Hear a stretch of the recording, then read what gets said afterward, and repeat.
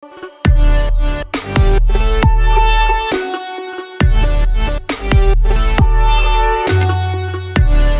Kiai, saya kesini nih mau konfirmasi nih, Kiai.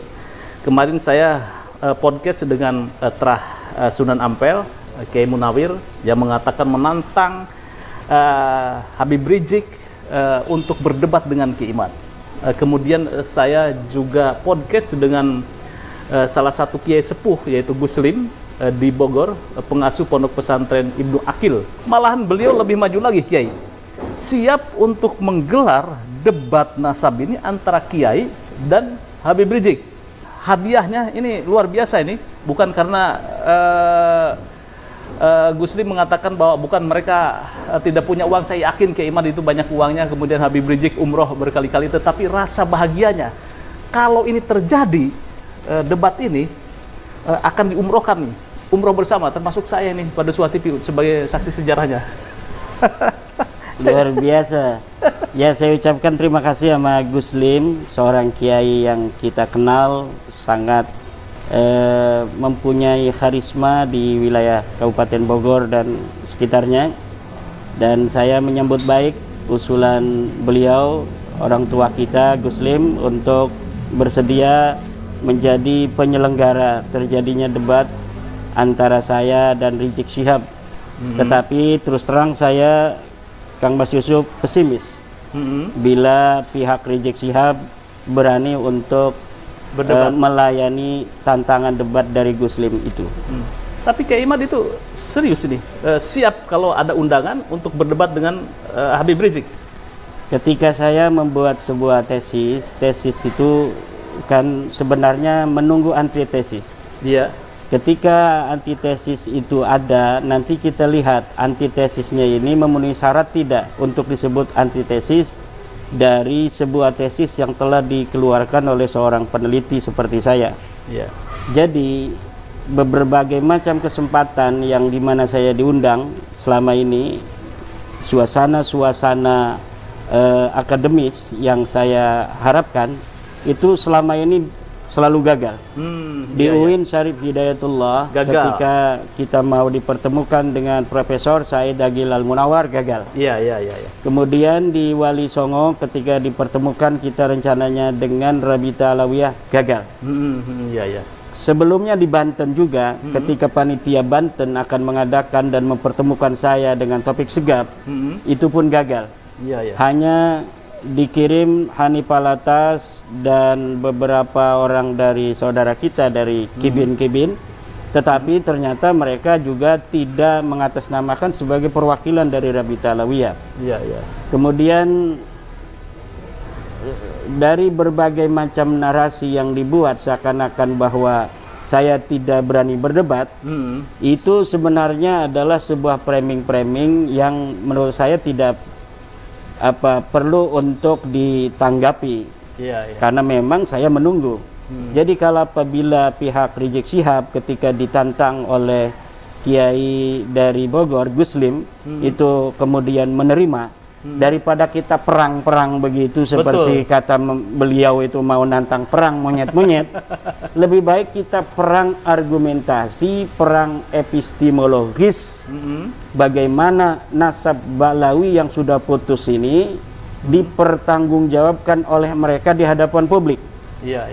Nah, saya menunggu itu, mampukah mereka membela nasab mereka yang terbukti palsu menurut kajian epistemologis saya, berdasarkan penelitian kitab-kitab nasab dan kitab-kitab sejarah, yang bukan hanya nasabnya itu palsu, tetapi nama-nama yang disebut sebagai leluhur mereka itu juga terbukti sebagai leluhur yang fiktif. Kan ini kan luar biasa. Tetapi ini akademis, berdasarkan dalil dan referensi yang jelas. Mampukah Rizik Syihab untuk menyampaikan kepada masyarakat antitesis tentang tesis saya tersebut?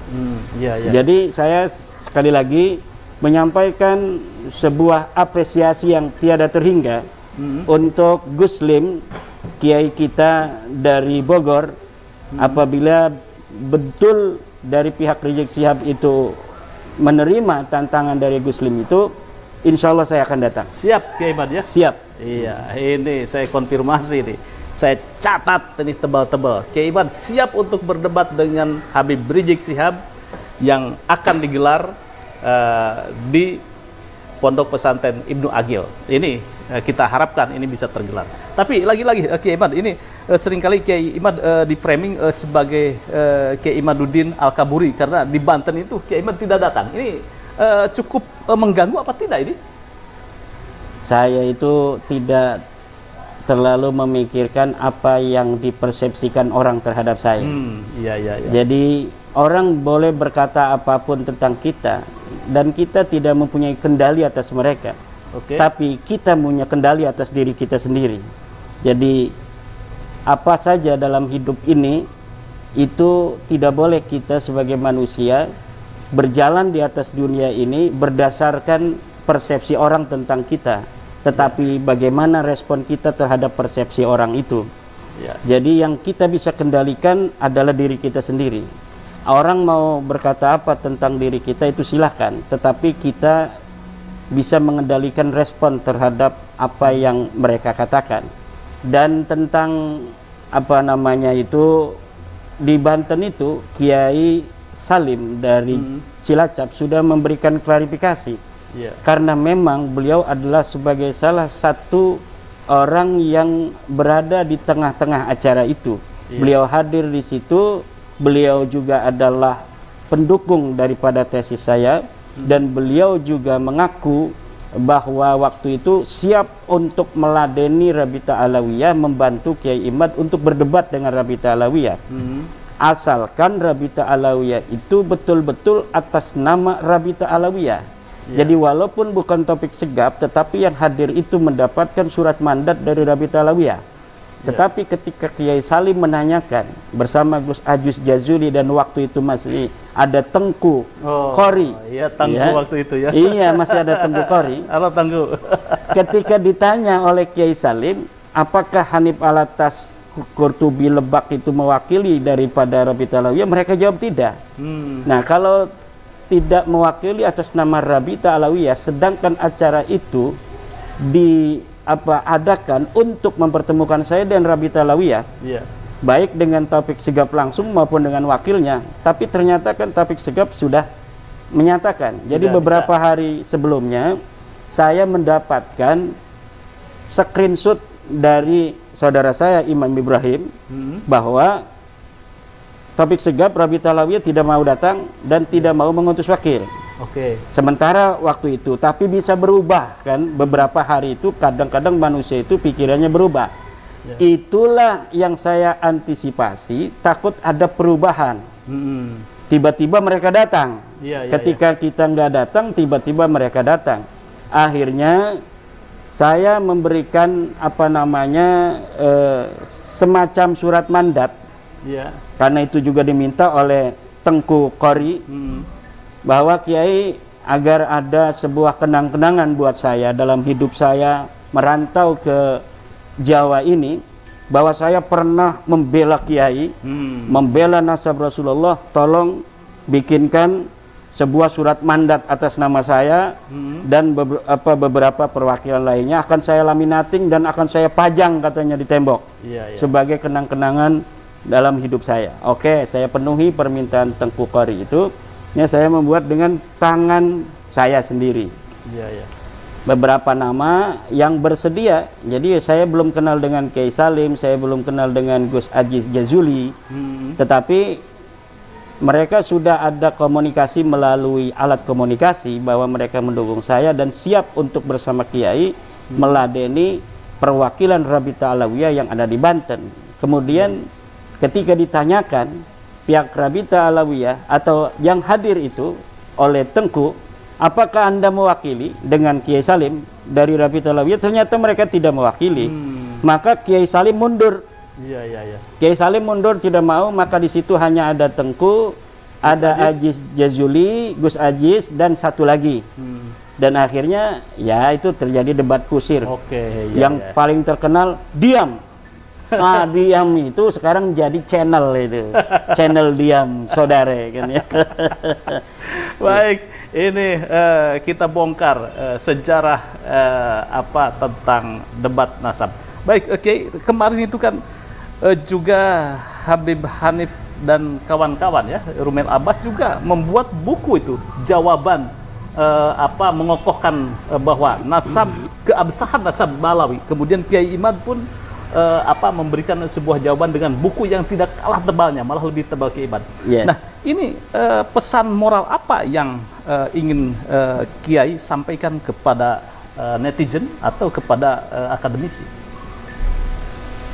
Kita sudah memiliki preseden terhadap gaya Balawi dari buku-buku kitab-kitab yang kita baca di dalam sejarah Balawi, bahwa sejak dulu gaya-gaya mereka itu tidaklah terlampau berbeda dengan gaya zaman sekarang.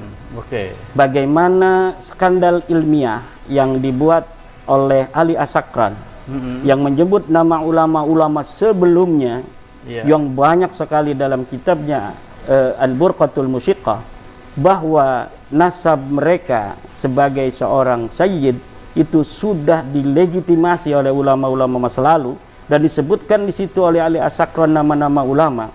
Ternyata ketika kita verifikasi dari kitab-kitab ulama-ulama tersebut, maka ulama tersebut sama sekali tidak menyebutkan itu. Nah, tetapi mereka rajin sekali, Kang Mas Yusuf, membuat buku dan membuat kitab-kitab. Ada 27 kitab minimal dari masa lalu sebelum ada bab nasab ini, yang menyatakan atau menghimpun pendapat-pendapat mereka tentang bahwa nasab mereka itu sahih.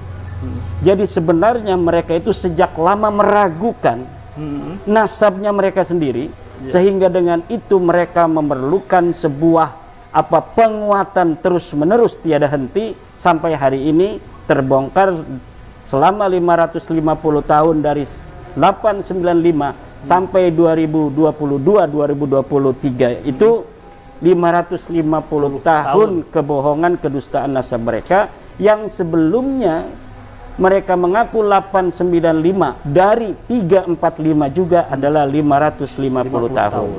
Jadi 550 tahun mereka mengaku dari mulai 895 sampai hari ini, dan yang diaku itu adalah orang yang wafat 550 tahun tanpa ada bukti sama sekali secara empiris, secara epistemologis, dan secara kitab nasab, juga hari ini dari hasil genetika tes DNA. Oke, baik. Ini luar biasa. Ini akan kita kupas nanti kalau debat sengit antara Kiai Imad versus Habib Rizik. Terima kasih Kiai. Terima kasih, sama-sama Kang Mas Yusuf. Jadi sekali lagi siap ya debat dengan Habib Rizik ya? Siap. Oke. Bagaimana dengan Pak Habib Rizik? Siap kan untuk berdebat dengan Kiai Imad?